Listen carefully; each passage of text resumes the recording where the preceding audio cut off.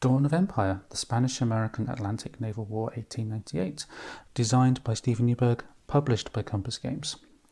Hello and welcome to Diagonal Move. My name's Neil and this is a not quite an unboxing component overview, initial thoughts type video for the game Dawn of Empires.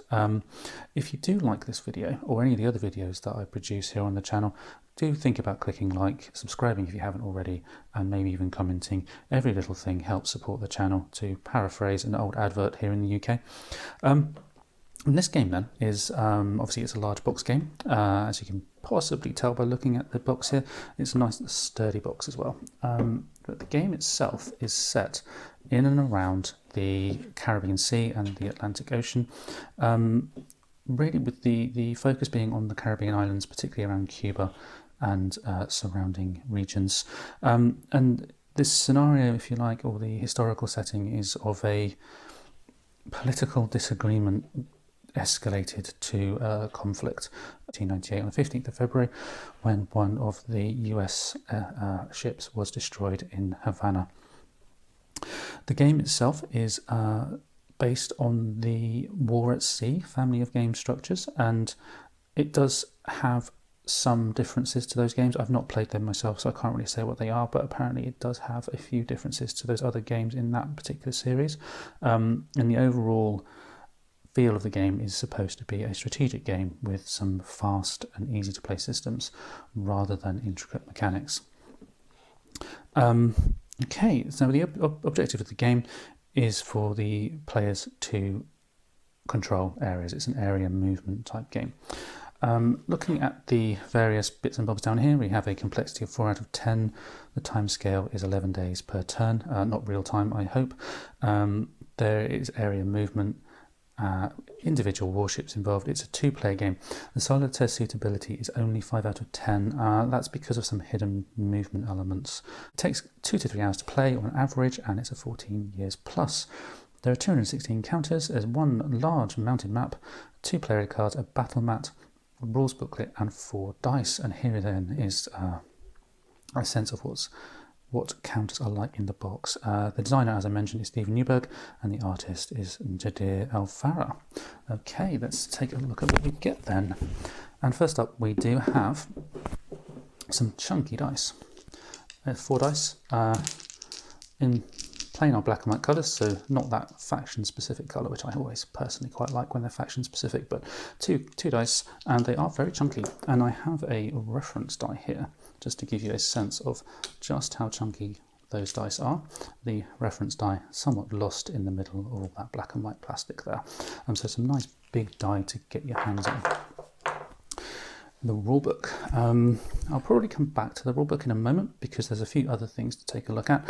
But just to show you quickly, the format is fairly text heavy. There is a nice contents page, as you might expect, with some pretty nice illustrations dotted around, but it is very text heavy overall, with the various counters making up the main illustrations and some text highlighted in red and so on. But in order to give a sense of how the game plays, I'm going to jump to the abbreviated sequence of play, which I think is a little bit easier to see.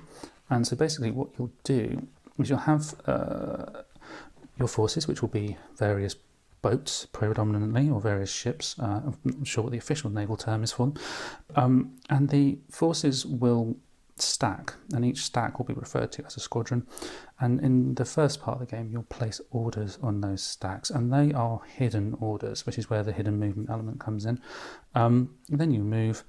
There is a combat phase, and then an area control and victory point phase, and then a repair phase, and that's the sequence that you'll play through. And the aim of the game will be to control certain areas on the map. So hopefully that makes sense as to the overall structure of the game, and these orders are listed on the back here quite nicely, and each of the orders will do a different thing depending on what you do, with a different chance of combat, as I understand it, based on what the order is you give when your forces come into contact with each other. But we'll get more into that in just a moment. But jumping back to the rulebook, we do have you know, as I mentioned before, we do have quite a lot of text in here, but there are some nice big illustrations occasionally dotted around, showing you how the different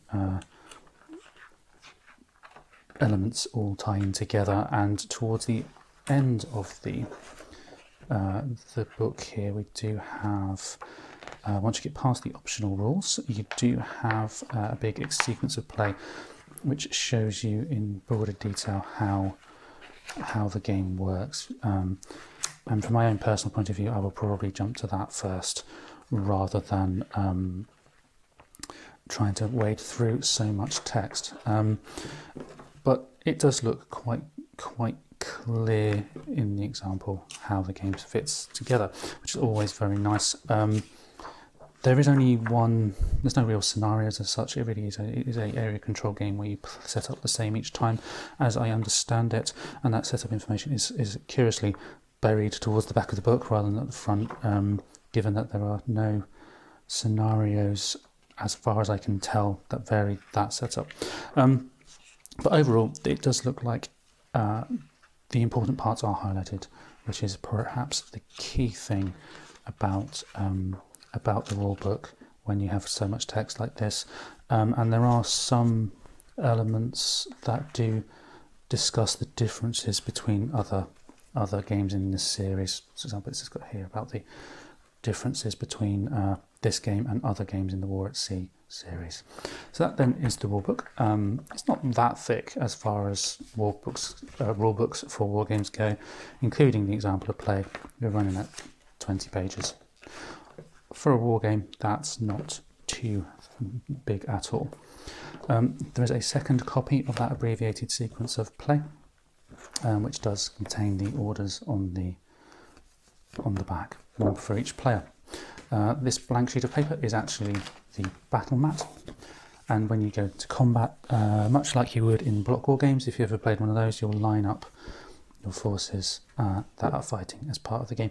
And given the size of the spaces here and the rules inside the rulebook that feature overspill into a second or third row, I'm expecting there to be some quite sizable combats going on, which sounds really quite good. And of course you have an initiative side and a non-initiative player side, which it determines who goes first, I'm assuming. Now we have the components, and these components are pretty cool. They're nice, thick, chunky punch board counters. There's no need to clip any of these counters. They're already pre-rounded in the corners, if you can see that there. There are various types of tokens, and they do fall out quite nicely. We have things like sunk. These are damage markers, I believe. Here are your order tokens for the Spanish side. So you have things like anchor and coal, transit and so on. Leader tokens. And then the ships themselves. And these are really cool, as they have information relating to the place on the map they set up, and the ship's name, plus a really cool silhouette of the different types of ships. And I like that a lot. I think that's really cool. And as well as the usual kind of attack, defend, move combat factors that you'd see, and they're all nice and big, really easy to see. And then these cannons here are port defences and for certain ports in the game. So that's the Spanish counter sheet. And here we have the American counter sheet, which is very similar, but obviously with the American colours and the American ships and so on here. And there is a little note there for the turn of entry, but it does seem like most ships start on the board at the start of the game. Yes, so very, very nice, thick, chunky counters, and they are double-sided, but double-sided are somewhat more. I don't believe there's any sort of step losses as such, or at least not looking at the counters. It doesn't appear to be. Okay, so that's the counters, and now we move on to the map, and I'm going to have to make some space after I finish banging the camera, because this map is huge and it's a little bit unwieldy to lay out because it is a mountain map. So I'll pause the video and we will join you again in a moment. Here is the map. It's a huge mounted map. The size on the back of the box is apparently 22 by 34 inches, and so basically a full-size wargame map.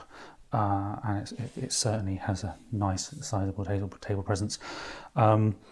I do find it a little bit unwieldy to unfold because there are so many sections involved with unlaying the map, but it's absolutely lovely. The artwork is super clear throughout. You have the reference points here, and if in the rulebook these reference points are not so clearly laid out, so this is really handy to have them on the side here together with the meanings of the symbols for the ports and so on. So this is really cool feature. In terms of the geography, we have the US up here, then Mexico, parts of Central America, Panama. I don't know if Panama was part of Colombia at this point, but it's not mentioned on the map if it wasn't, but that's broadly speaking where Panama is. Then we have sort of the northern tip of South America with the Colombia, Venezuela, Guyana and so on, with the names as they were back at the turn of the 1800s, 1900s. There is some different shading with the sort of the more Caribbean Sea areas in this lighter blue, and then the Atlantic in the darker blue. We have various points on the map relating to ports and so on, and then these are victory point markers and what have you. It is a lovely map. It's a very simple map, but it's really clean, really nicely done. Unfortunately, as much as I love the design of this map, there are a couple of issues with the map and with the rulebook as well, which I will now show you. I don't really like doing this, but it's quite obvious, the issue, so it's probably worth pointing out now so that you're aware of it before you go and purchase a copy if you choose to. So I'll just have to zoom in a little bit on the matrix just there.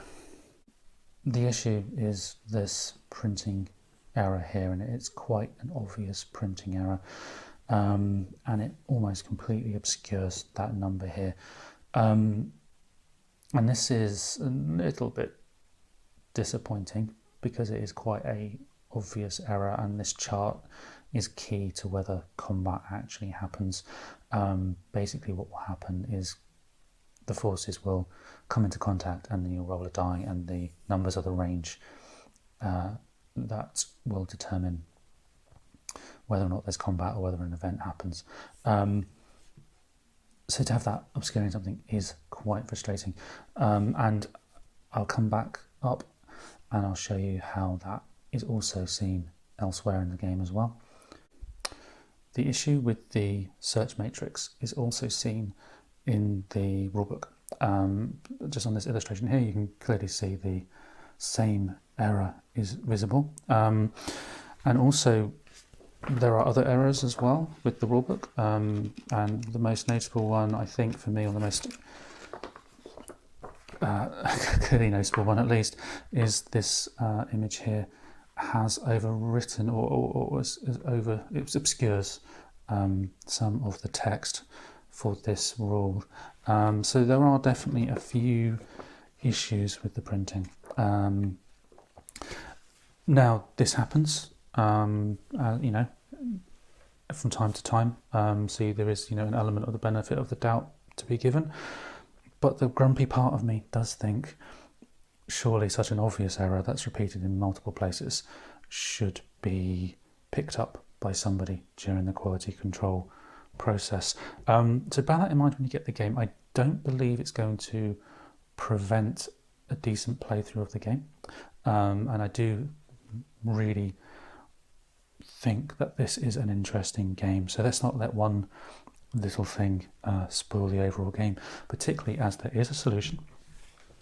And that solution is to go onto the Compass Games website and print off the search matrix here. Now you can, I think, cut it out and stick it over the top for the whole thing, keep it as a reference page, or you can print off just the column and stick the column onto the search matrix. And obviously you are going to have a difference between the printing ink colour and the board colour.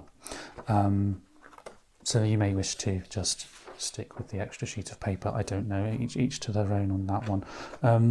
Having had a quick look, I don't think there are any other issues in terms of printing and so on. I think it is just perhaps a layer in the image or something on the design software was printed by mistake, I'm not sure. And in terms of the rulebook and those images, that obscure text, there is also a list of what that text should be. So there are solutions to it, and I hope that will not overrule any enjoyment of the game that I may have, or dissuade people from perhaps trying the game, because it does look like a very interesting game with some cool sounding things going on in it. And it, of course, deals with a piece of history that is lesser known. I mean, I certainly had no idea of this particular piece of history at all until I picked up the game fairly recently. Okie dokie, that is the end of my video today. I hope you've enjoyed it.